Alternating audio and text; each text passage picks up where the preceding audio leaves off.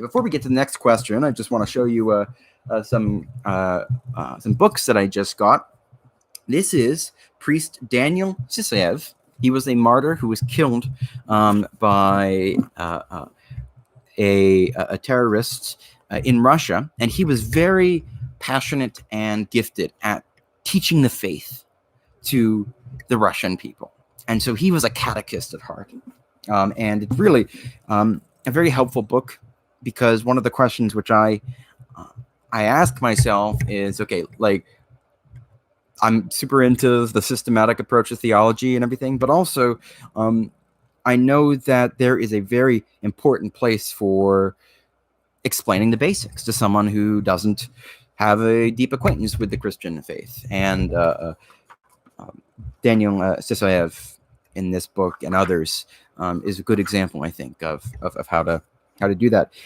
There's something very interesting here in this book, which is called The Law of God, An Introduction to Orthodox Christianity. So I think people ask me, what book should I read on Orthodoxy? You know, I don't think that The Orthodox Church by Bishop Ware is the best book to recommend on it. I love the Father John McGuckin Orthodox Church book, but there are some things in it that I don't know. I would want a person who's totally new to Orthodoxy to get as their first impression. But Father Sysoev, first of all, he's a saint because he's martyred, and he will be glorified, and that means canonized. And the interesting thing about this book is how biblical it is. It is absolutely centered on the story of Scripture.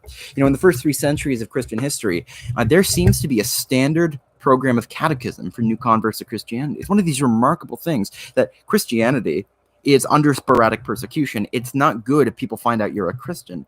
Usually the Romans aren't hunting you down, but if they find out you're a Christian and if you're in a position of influence, you are in danger. And even in the midst of this, there is a network of churches all across the known world which are communicating with each other, so that if you are a catechumen, there's a 3-year program of catechesis. If you're a catechumen, if you're going to be baptized, what is it?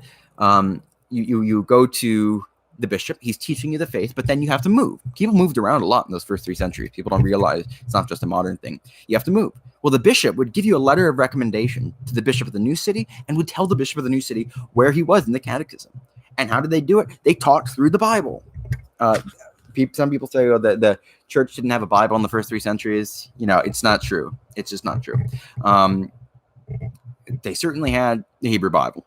And the New Testament canon was essentially established, by which I mean every book which we have in our New Testament, and only those books, were recognized as scriptural by the majority the whole time, as far as we can tell.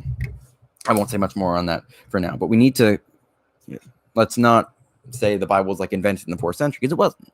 There were some disputes around the edges, but it was recognized as it basically is today.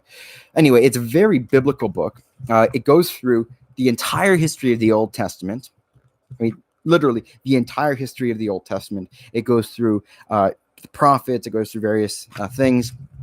And it then goes through the books that he calls the non-canonical books in some contexts, or the ecclesiastical books. Those are the books that are not in the Hebrew Bible but are venerated by the church as worthy of wisdom. And then in the New Testament section, he starts with the pre-eternal counsel of the Holy Trinity, and then goes through our collective memory of the history of the Mother of God. And then he takes you through the New Testament books, and then the last part of the book is the New Testament Church, where he gives a history of the church all the way through from beginning to end, and takes us to the resurrection of dead, transfiguration of the universe, last judgment. It's The Law of God by Daniel Sysoev.